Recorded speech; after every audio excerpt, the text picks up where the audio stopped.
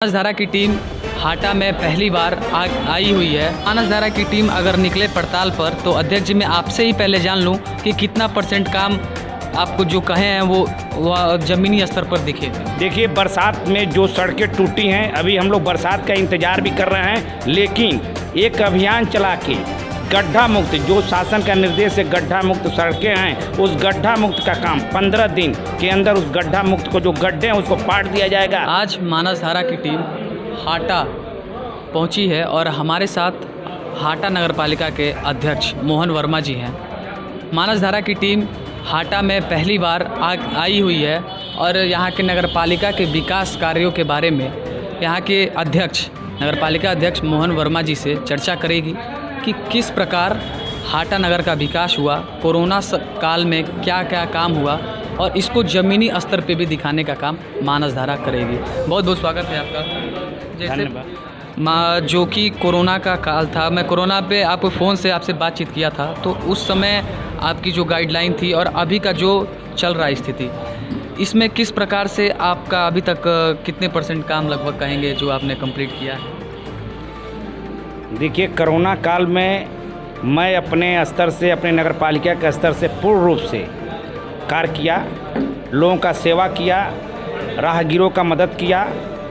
जो उस वक्त कोरोना के मरीज़ थे उनके लिए भी नगर के वार्डों में जाके हर व्यवस्था सुनिश्चित कराई गई, डॉक्टरों की टीम लगाई गई, नगर पालिका के कर्मचारियों को लगा के, और पूर्ण रूप से माननीय नरेंद्र मोदी, माननीय योगी जी के जितने क्रियाकलाप थे, जितना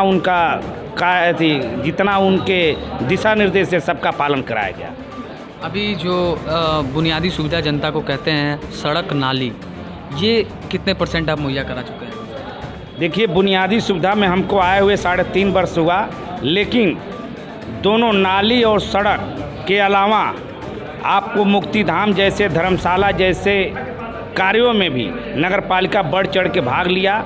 गड्ढा मुक्त सड़कें और नाली और सड़कें का पूर्ण रूप से लगभग मानक के हिसाब से 70 से 75% कार्य पूर्ण कर दिए गए, जिसमें दो बार कोरोना का दौर झेलते हुए भी मैं आशा विश्वास रखता हूं कि अपने पूरे कार्यकाल में एक भी सड़कें, एक भी नाली अधूरी नहीं रहेगी, सारे के सारे पूर्ण हो जाएंगे।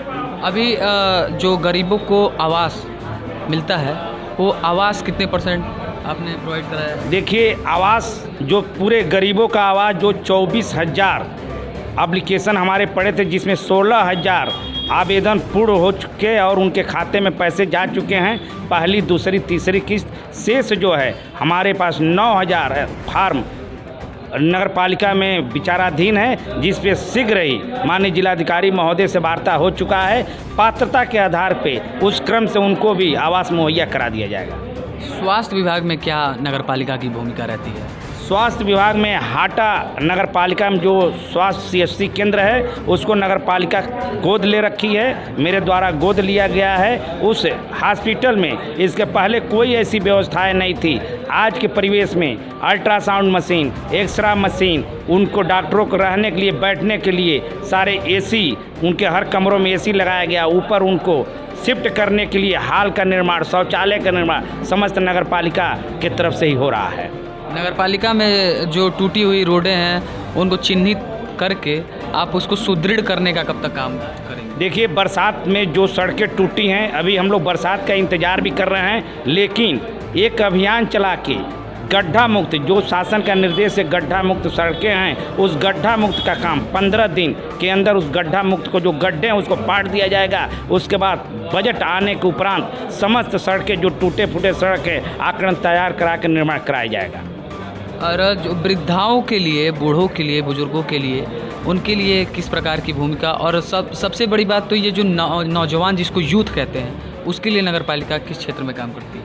देखिए, एक नगर पालिका में एक योजना आया था, स्वरोजगार योजना के अंतर्गत मेरे नगर पालिका में 4500 नवयुवकों को 10-10 हज़ार का लोन मुहैया कराई, जिसके अंतर्गत वो अपने कार्य, अपने मेहनत मजदूरी से उसका निर्वहन करके वो अपना कार्य कर रहे हैं। और पुनः अगर सरकार की कोई दिशा निर्देश आएगा, कोई स्कीम आएगा, उसको नए सिरे से लग के और नौजवानों को रोजगार देने के लिए नगर पालिका एकदम पहल करेगी। तो मानस धारा की टीम अगर निकले पड़ताल पर, तो अध्यक्ष जी मैं आपसे ही पहले जान लूं कि कितना % काम आपको जो कहे हैं वो ज़मीनी स्तर पर दिखेगा? जितना मैं कहा हूँ उतना ज़मीनी स्तर वाला ही कार्य मैं कहा हूँ। मैं आपसे कह दिया हूँ 70 से 75% तक कार्य पूर्ण हो चुके हैं। शेष बरसात की वजह से रुके हैं। कोरोना काल में नगर पालिकाओं के पैसे रोक दिए गए हैं। पैसा आते ही वो भी पूर्ण करा दिया जाएंगे। अभी हमारे पास 20 महीने का समय है। 20 महीने में अगर भगवान चाहेंगे कोरोना जैसे काल नहीं आएगा तो समस्त कार्य पूर्ण करा दिया जाएगा। आपका जो नगरपालिका क्षेत्र है ये काफ़ी ज़्यादा मुक्ति धाम के चलते चर्चित है। जो आपने एक मुक्ति धाम दिया है अपने हाटा क्षेत्र को, तो वो जो मुक्ति धाम दिया है वो मुक्ति धाम किस अभी क्या संचालित हो रहा है, किस प्रकार से उसमें? देखिए, पहले तो मुक्ति धाम मेरे नगर पालिका से बाहर देवरिया जिला में है, लेकिन वहाँ 4-4 विधानसभा 2-2 लोकसभा मिलान करता है। उसके बावजूद भी शासन से परमिशन लेके नगर पालिका जब अपने अस्तित्व में आई तो उसका निर्माण कराई और बरसात की वजह से उसको अभी रोका गया है। उसमें 90% कार्य पूर्ण हो चुके हैं। 10% कार्य बरसात बार पूर्ण करा के चालू करा दिया जाएगा। एक हमारी सड़क की मांग है जो हाईवे से मेन सड़क निकलेगा, जिसमें माननीय उप मुख्यमंत्री केशव मौर्य जी से वार्तालाप हो चुका है। जिस दिन उनका कार्यक्रम मिल जाएगा उस दिन सड़क का शिलान्यास अब मुक्ति धाम को चालू करा दिया जाएगा। आगे की रणनीति कुछ आपने सोचा है नगर पालिका के लिए? देखिए, आगे का रणनीति यही है कि समस्त वार्डों में स्वच्छता को ध्यान रखते हुए जो नगर पालिका द्वारा प्रत्येक वार्डों में शौचालय का निर्माण करा दिया गया है।